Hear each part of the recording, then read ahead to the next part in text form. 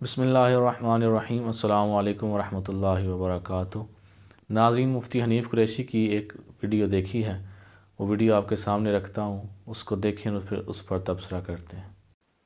بھائی اہل سنت و جماعت کا موقف ہے کہ بی بی پاک نے قرآن پہ عمل کیا،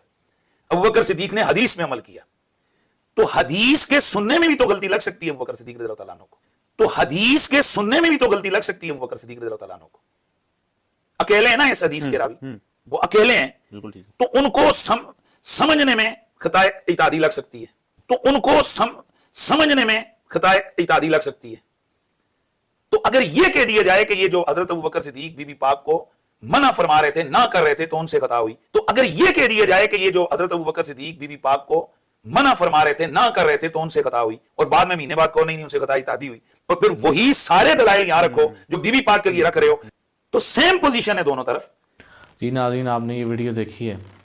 حنیف قریشی حضرت سیدنا صدیق اکبر رضی اللہ تعالیٰ عنہ کے حوالے سے یہ جو بات کر رہا ہے، یہ بات پیر سید میر علی شاہ صاحب رحمۃ اللہ علیہ اس کو اپنی اس کتاب تصفیہ ما بین سنی و شیعہ اس کے اندر اس بات کو لکھ کے اس کا رد فرما کے جا چکے ہیں، اور آج حنیف قریشی وہی روافظ کی بولی بول رہا ہے۔ اور دیکھیے گا کچھ عرصے کے اندر اندر اس کی یہ ویڈیو آپ کو روافظ کے مختلف یوٹیوب چینلز کے اوپر نظر آئے گی، اور وہ بغلیں بجائیں گے کہ دیکھیں اہل سنت عالم نے جو ہے وہ ہماری تائید کر دی ہے، ہم بھی یہی کہتے تھے کہ ابوبکر صدیق رضی اللہ تعالیٰ عنہ جو ہیں انہوں نے حدیث پاک جو بیان کی کہ انبیاء کی وراثت جو ہے وہ تقسیم نہیں ہوتی، تو یہ بات جو ہے وہ ان کی غلطی ہے، نعوذ باللہ، انہوں نے دھیان سے نہیں سنی ہوگی۔ اس طرح کا چونکہ روافظ کا مذہب ہے، وہ تو سیدنا صدیق اکبر رضی اللہ تعالیٰ عنہ کی ذات بابرکات کے حوالے سے ہمیشہ زبانیں تان دراز کرتے ہیں، تو حنیف قریشی نے وہی روافظ کی بولی بولتے ہوئے اپنے انہی بھائیوں کو خوش کرنے کی پوری جو ہے وہ کوشش کی ہے۔ پیر سید میر علی شاہ صاحب رحمۃ اللہ علیہ آپ کی کتاب تصفیہ ما بین سنی و شیعہ، اس کے اندر یہ باب ہے باغ فدق اور وراثت نبی صلی اللہ علیہ وآلہ وسلم سے متعلقہ سوالات اور ان کے جواب۔ اس کے اندر سوال نمبر 3 ہے، اس کی تصویر بھی میں آپ کے سامنے جو ہے وہ ویڈیو کے اندر شیئر کر دوں گا۔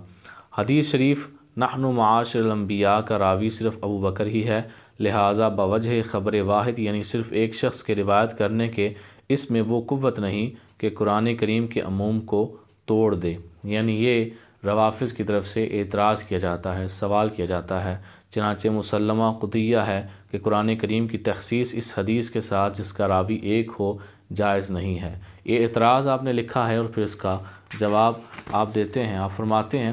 کہ اس حدیث کے راوی اکیلے صدیق اکبر رضی اللہ تعالیٰ عنہ ہی نہیں بلکہ اور لوگ بھی ہیں۔ یہ کون کہہ رہا ہے؟ یہ حضرت پیر سید میر علی شاہ صاحب رحمۃ اللہ علیہ فرما رہے ہیں، کہتے ہیں کتب صحاح ملاحظہ ہوں۔ کتب صحاح کا حوالہ میں بعد میں آپ کے سامنے رکھ دیتا ہوں، جس کی طرف پیر صاحب نے اشارہ کیا ہے۔ ابھی فی الحال آگے پڑھتے ہیں۔ آپ فرماتے ہیں اسی وجہ سے یہ حدیث مجتمع علیہا ہے، امہات المومنین رضی اللہ تعالیٰ عنہن میں سے کسی نے اسے سننے کے بعد مطالبہ میراث پر اصرار نہ کیا، اور نہ ہی نبی کریم صلی اللہ علیہ وآلہ وسلم کے چچا نے۔ یعنی جب یہ حدیث پاک سنائی گئی تو امہات المومنین نے نبی پاک علیہ السلام کی بیوی ہونے کی حیثیت سے ان میں سے کسی ایک نے بھی وراثت کے مطالبے پر اصرار نہیں کیا، اور نہ ہی نبی پاک علیہ السلام کے چچا جان نے، اور تمام خلفائے اربعہ کے عہد میں اسی حدیث پر عمل رہا، یعنی چاروں یاروں کے دور میں اسی پر عمل ہوتا رہا، حتیٰ کہ حضرت علی کرم اللہ وجہہ الکریم نے بھی اپنے عہد خلافت میں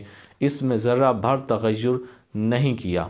اچھا، یہاں پر سیدنا پیر میر علی شاہ صاحب رحمۃ اللہ علیہ نے واضح طور پر بتا دیا کہ اس حدیث کے راوی حضرت سیدنا صدیق اکبر رضی اللہ تعالیٰ عنہ اکیلے نہیں ہیں، اور آپ نے جو حوالہ دیا کتب صحاح کا تو وہ بھی میں آپ کے سامنے ایک حوالہ رکھ دیتا ہوں۔ پیر سید میر علی شاہ صاحب رحمۃ اللہ علیہ نے جس طرف اشارہ کیا ہے تو ترمذی شریف کے اندر حدیث نمبر 1608 کے اندر امام ترمذی اسی حدیث کو ذکر کر کے تو آپ فرماتے ہیں کہ اس حدیث کے راوی سیدنا عمر فاروق رضی اللہ تعالیٰ عنہ بھی ہیں، سیدنا حضرت طلحہ رضی اللہ تعالیٰ عنہ بھی ہیں، حضرت زبیر رضی اللہ تعالیٰ عنہ بھی ہیں، حضرت عبد الرحمن ابن عوف رضی اللہ تعالیٰ عنہ بھی ہیں، حضرت سیدنا سعد رضی اللہ تعالیٰ عنہ بھی ہیں، حضرت ام المومنین سیدہ عائشہ صدیقہ رضی اللہ تعالیٰ عنہ یہ بھی راویہ ہیں۔ یعنی یہ 6 راوی آپ نے گنوائے، اسی حدیث پاک کے امام ترمذی نے گنوائے۔ اچھا، حنیف قریشی کا جب یہ کلپ وائرل ہوا تو اس نے اس پر ایک وضاحتی کلپ دیا، اور اس نے کہا جی میں نے یہ جو کہا تھا کہ سیدنا حضرت ابوبکر صدیق رضی اللہ تعالیٰ عنہ سے بھی خطا اجتہادی ہو سکتی ہے،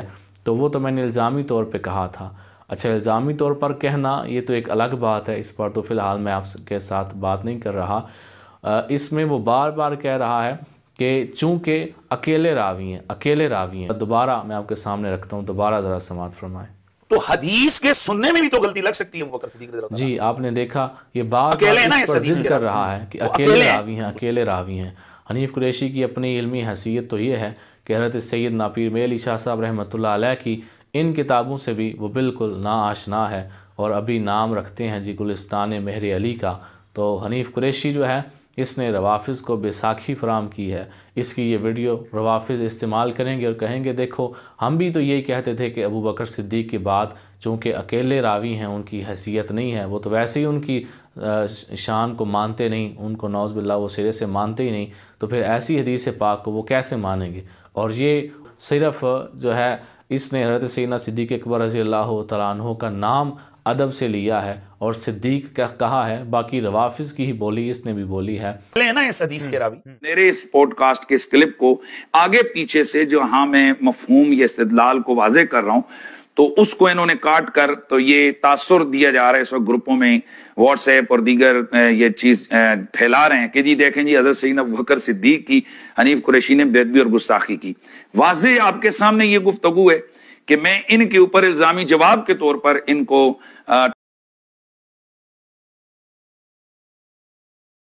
امکان تو دونوں طرف سے،